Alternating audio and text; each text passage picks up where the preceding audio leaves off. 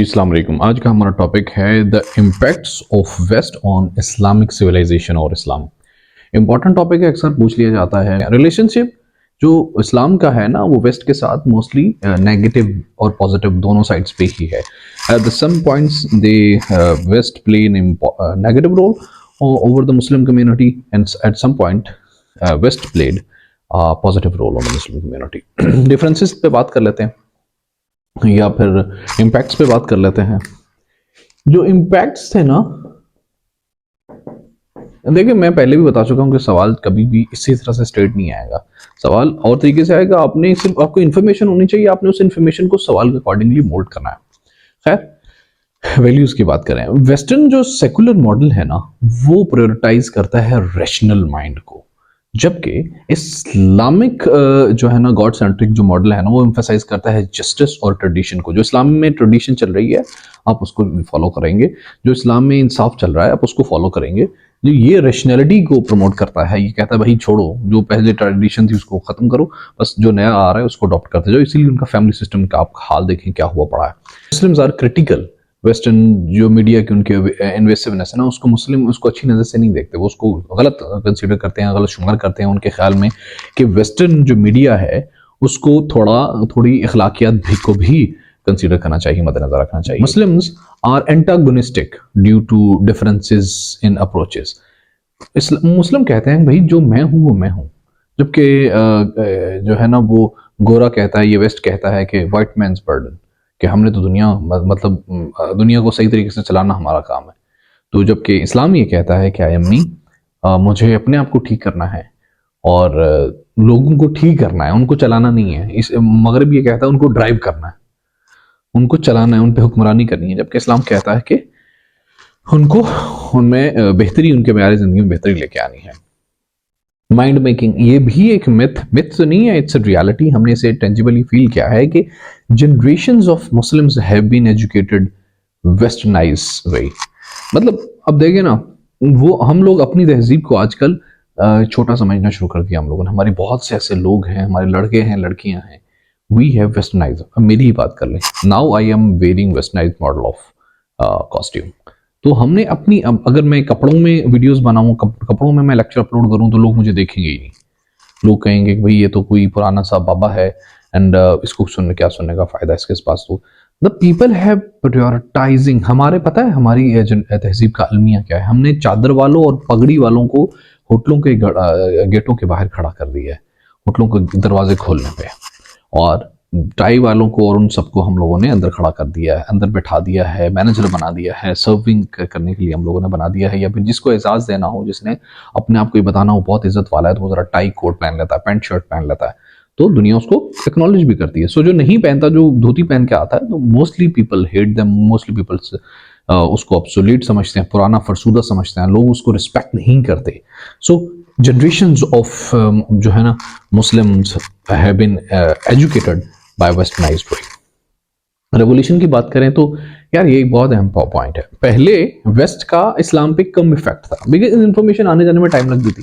लेकिन IT revolution ने, IT information ने, इंफॉर्मेशन टेक्नोलॉजी ने डी शेप कर दिया हर चीज को। अब कुछ भी प्रेडिक्टेबल नहीं रहा। अब एक मैसेज होता है वो सब में फैल जाता है। एक लड़की है जो कि रोड पे नंगी जा रही है, तो उधर मैसेज वायरल हो जाएगा और लड़कियों का दिल करेगा कि भाई लड़के मुझे इस तरह से देखें। या अक्सर लोगों का, अगर ये लड़की अपनी हिप्स लिप्स और को प्रोमिनेंट करके चल रही है, तो दूसरी लड़कियां जो कि नकाब वाली हैं, बजाय कि उसको हकीर समझें, बल्कि वो उसकी तरह बनने की कोशिश कर रही होती हैं। सो आईटी ने काफी ज्यादा डी शेप और रेवोल्यूशनाइज किया है। इंफीरियरिटी कॉम्प्लेक्स आ गया हम लोगों में।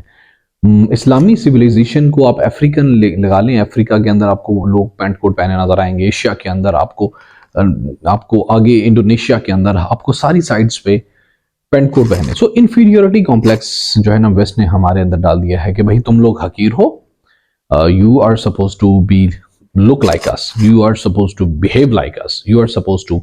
तो दिस इज, मैं अब जब अंग्रेजी बोल रहा हूं, तो मैं अगर नहीं बोलूं तो लोग कहेंगे मुझे ये जाहिल आदमी है। सो एक चीज को हम लोगों ने स्टैंडर्डाइज कर दिया। हम लोगों को ये लगता है कि हमारी जो तालीम है, हमारी जो जुबान है, हमारी जो सकाफत है, हमारा उठना बैठना, हर चीज हमारी अगर वेस्टर्न होगी तो we are standardize, we have good standard. अगर नहीं होगी तो हमने अपनी तहजीब को छोटा कर दिया है. So we have made the inferior our own tradition culture in civilization. The concept of dependence and independence ये भी एक important जो है ना वो aspect है western aspect on Islam. Dependence, औरत ये कहती है भाई मैं तुम पे डिपेंड क्यों करूं, मर्द क्या कहता है कि तुम मुझ पे डिपेंड करो या ना करो, मैं तुम पे डिपेंड क्यों करूं, मैं दूसरी औरत रख लेता हूं. ठीक है, तो ये कॉन्सेप्ट जो है ना इंडिपेंडेंस और इंडिपेंडेंस है, इसने इस्लामी आज की जनरेशन को काफी ज्यादा इफेक्ट किया है. लोग अब सिंगल मैन सिंगल वुमेन पे लोग अब औरतें अपने आप को छोटा महसूस करती हैं बीइंग डोमेस्टिक वुमेन. अगर हाउसवाइफ अगर कोई औरत अपने आप को कहे तो वो हेजिटेट हो रही होती है, वो ये फील करा रही होती है जैसे वो कोई पता नहीं क्या गुनाह कर रही है. सो इंडिपेंडेंस और डिपेंडेंस वाला विमेन के बारे में तो जो सबसे ज्यादा जो हॉट स्पॉट है ना हमारी डिस्कशन का वो ये है कि विमेन को बहुत बुरी तरह से इफेक्ट किया है वेस्ट ने. विमेन के, हमारी औरतों की, हमारी आने वाली नस्लों की माओं का जो हाल वेस्ट ने किया है ना वो किसी से मतलब वो ये मेरा ख्याल एक्सप्लेन करने की बात नहीं, हर बंदा अपने हिसाब से इसको समझ सकता है, जज कर सकता है. मतलब ये है कि उनका मोरल, उनका कैरेक्टर, उनकी पर्सनालिटी, हर चीज वेस्टर्न हो गई है. और वो इस चीज को नहीं मद्देनजर रखती कि वेस्टर्न जो औरत है उसका क्या हाल हुआ पड़ा है. वो ये तो देखती है, मैं सिर्फ एक बात कहा करता हूं, पूरी वेस्ट की औरतों की खुशियां एक तरफ, और जब ईस्ट की औरत का बच्चा अपने मां के पांव चूमता है, जब वो अपनी मां को 70-80 साल तक अपनी मां को उसकी पॉटियां धोता है, उसको वो साफ करता है, धोता है, वो एक तरफ. ईस्टर्न जो मॉडल है वो जिस तरफ चल रहा है, सॉरी मैं इस पे फलसफा नहीं झाड़ना चाहता, लेकिन ईस्टर्न मॉडल जिस तरफ चल रहा है वहां पे आखिर पे जब आप बूढ़े हो जाएंगे, नकारा हो जाएंगे, तो आपको ओल्ड होम में भेज दिया जाएगा.